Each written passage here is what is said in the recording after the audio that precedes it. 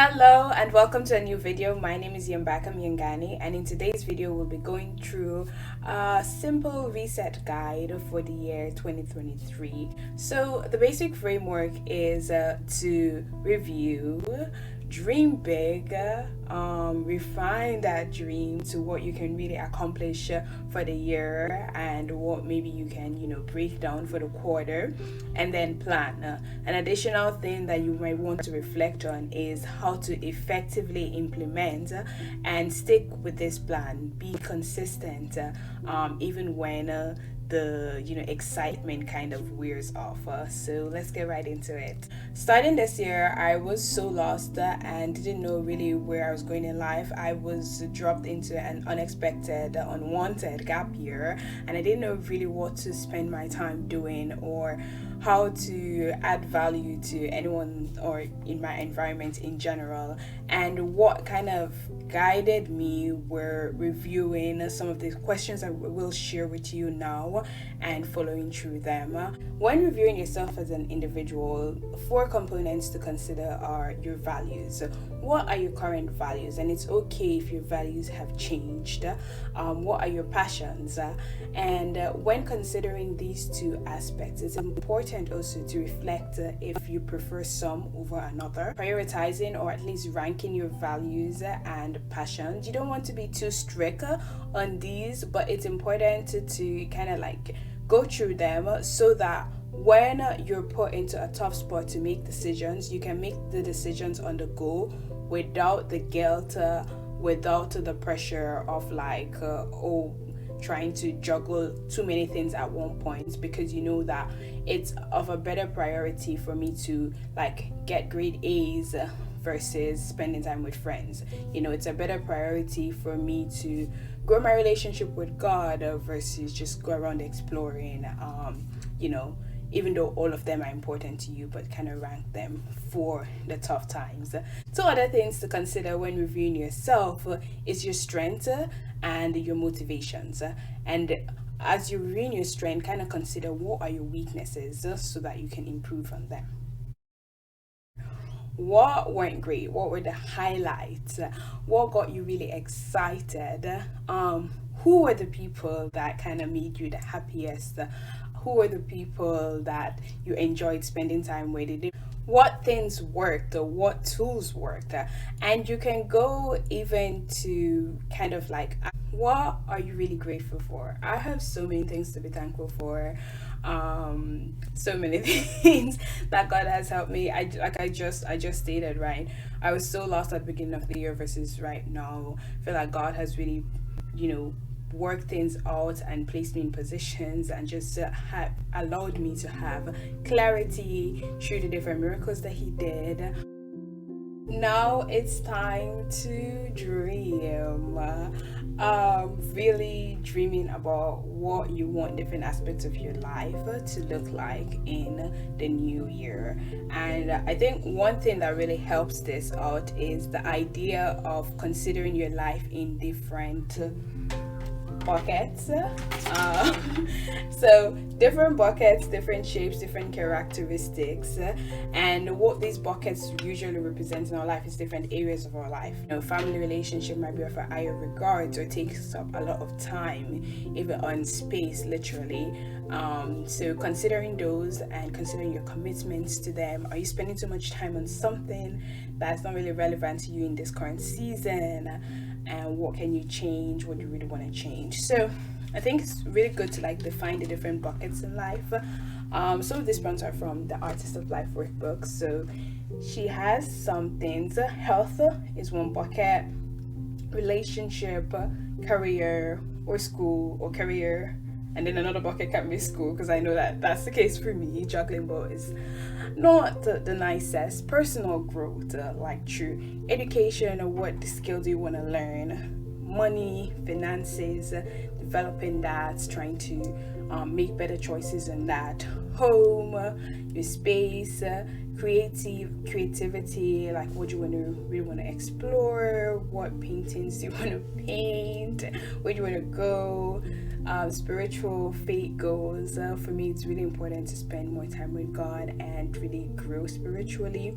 And fun. She has here a bucket list, but what fun things you want to get trying this year. If you're kind of like writing it down, what I suggest is to, you know, have like boxes like these set up and then just jot bullet points what you want to write down. And it doesn't have to be long sentences, because I found that when I used to like try to fill this, I should like, because it had like a lot of space, I would try to fill it up with long sentences, but that just overwhelmed me.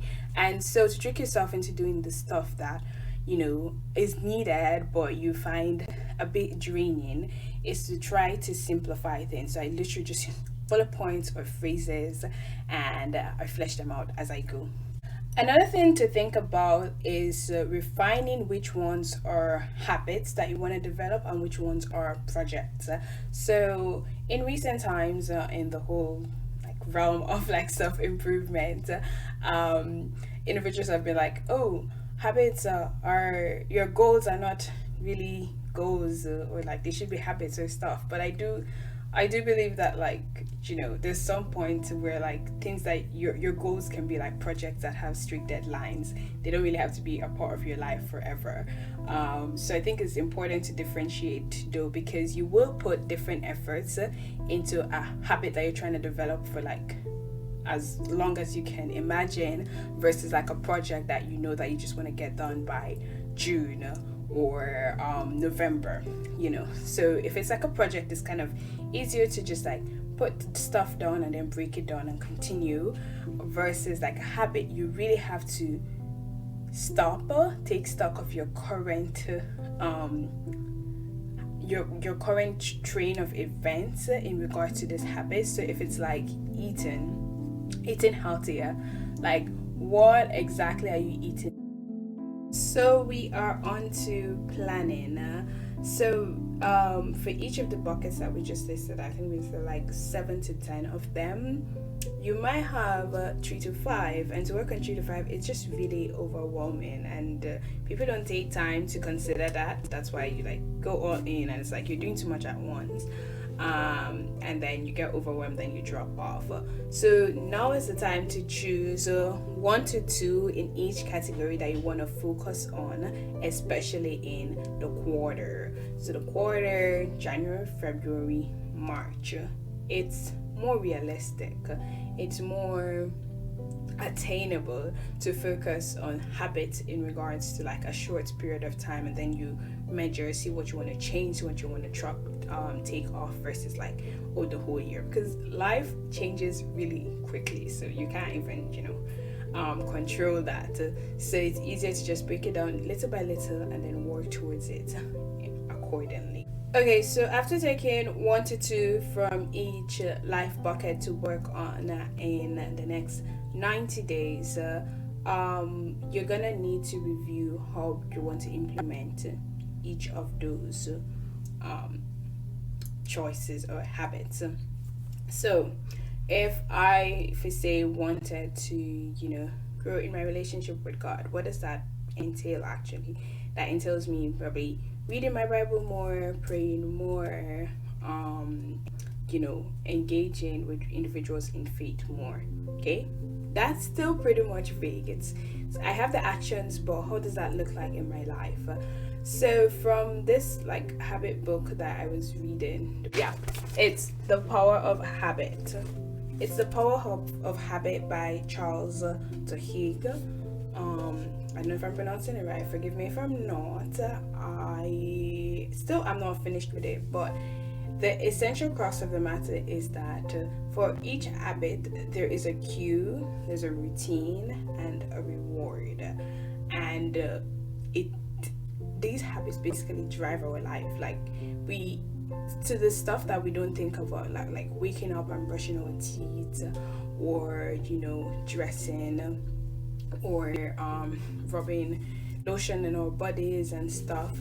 There's an actual thing that triggers it, and there's something that makes it continue, and there's like a reward that we get from it. So fun fact from the book, I learned that you don't actually need to brush your teeth.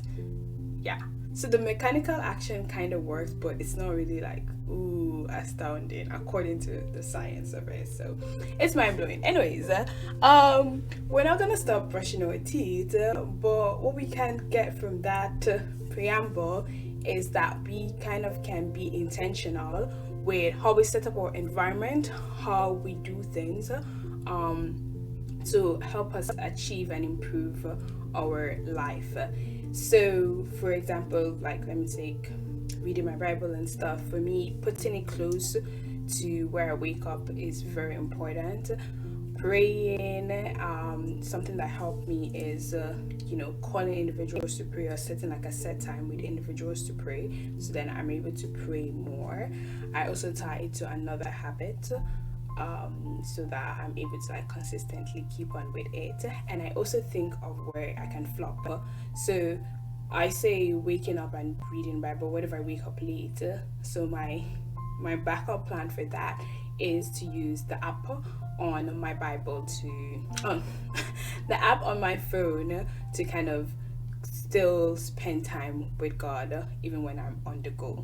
So you have to really have a kind of like foolproof plan as much as you can. It still might change, but it's closer to you getting successful than not. Another tool to help, and this can also be used for like projects or habits, is having like some pyramid structure, not pyramid schemes, but pyramid structure in your design. So this at the bottom is like the simplest or like the single item that you can work on. Yeah, maybe the goal is I don't know, like launching some form of product, or like changing your wardrobe style. Like, what does it look like? Do I need to save for the wardrobe? Do I need to get individuals for the events and stuff? What else do I need to do? Kind of breaking down each task, each project, each ideas to the one thing that you can do right now. Helps to demystify a project and helps you to like improve as you go along. Okay, I still want to talk on the strategizing, so using like numeric values towards your goals, so like your habits and stuff. So as I mentioned earlier, okay, so you wanna gym, you want to go exercise or be more healthy, you want to lose weight. What's your number goal for the week? How many times are you gonna go to the gym? How many times are you gonna work on that particular project? How many times are you gonna study? How many hours of the day are you going to put into studying? When do you need to take breaks? How many breaks do you need? So how many study sessions are you going to work on during the day, during the week? Putting numeric values forces your mind to be specific on goals, and it forces you to really see what the goal looks like. And so if you feel like, oh, this is too much, at least you know that, okay, well, I need to reel it in and reduce, versus setting too high a goal. The second thing is to have visual cues to remind you. A good idea is vision boards, like so.